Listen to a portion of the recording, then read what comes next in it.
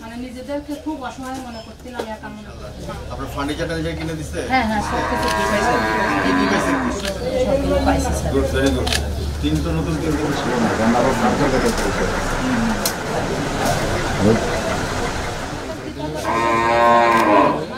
আমরা আবার সুস্থ হয়ে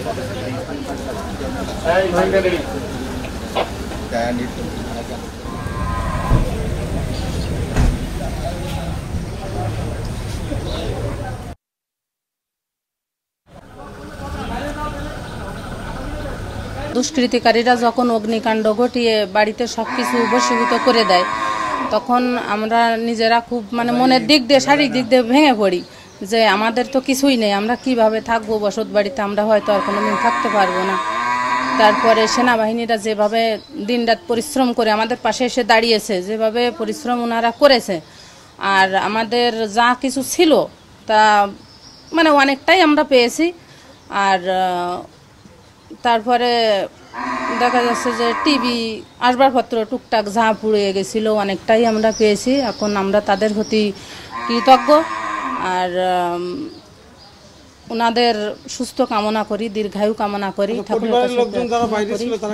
হ্যাঁ, সবাই আমরা ফেরত এসেছি। আমরা 2 সপ্তাহ ধরে বাড়িতেই থাকি, আমাদের কোনো সমস্যা আছে না। কিন্তু আমরা তারপরে একটা আতঙ্কের ভিতরে আছি, যদি সেনাবাহিনীরা মাঝে মাঝে একটু টহলে আসেন তাহলে আমাদের পক্ষে একটু ভালো হয় বা আমরা একটু সাহস পাই। সাহস পেয়েছি আরও একটু ভালোভাবে থাকতে পারি। হ্যাঁ, আমরা স্বাভাবিক জীবনে ফিরেছি। আমি ফার্নিচারি পেয়েছি, আছে একটা বাক্স পেয়েছি, একটা খাট পাইছি, একটা চৌকি পেয়েছি, 2টো ফ্যান পেয়েছি, একটা শোকেস, একটা ফ্রিজ পেয়েছি। আর ঘরটার মোটামুটি আমার সব কিছুই সেনাবাহিনীরা থাকে, আমার সব কিছুই ফিরে পুনর্জীবন ফিরিয়ে দিয়েছে। এটাই যা কিছু। এটা কি আপনি খুশি? হ্যাঁ, আমি খুশি। আর কোনো ভয়ভীতি আছে? না, আমার কোনো ভয়ভীতি নেই।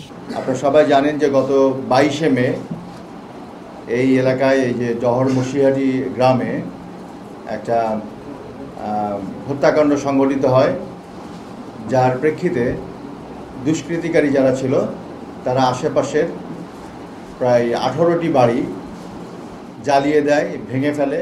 আমাদের সেনা সদর এবং আমাদের মাননীয় সেনাবাহিনী প্রধান এই ঘটনা জানবার পরে তাৎক্ষণিকভাবে আমাকে নির্দেশ দিয়েছিল যে সর্বতোভাবে আপনাদের সাহায্য সহযোগিতা এবং নিরাপত্তার জন্য, আপনাদের পাশে দাঁড়ানোর জন্য সিভিল প্রশাসনের পাশাপাশি আমাকে নির্দেশ দেওয়া হয়েছিল যেন আমরা সর্বতোভাবে একসাথে কাজ করি।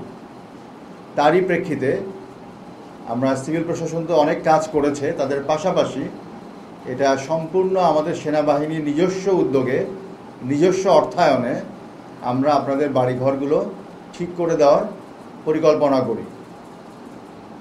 এখানে আমরা যেটা করেছি, ইনিশিয়ালি আমাদের যে প্ল্যান ছিল যে আমরা খালি যতটুকু পুড়িয়েছি ততটুকু ঠিক করে দেব।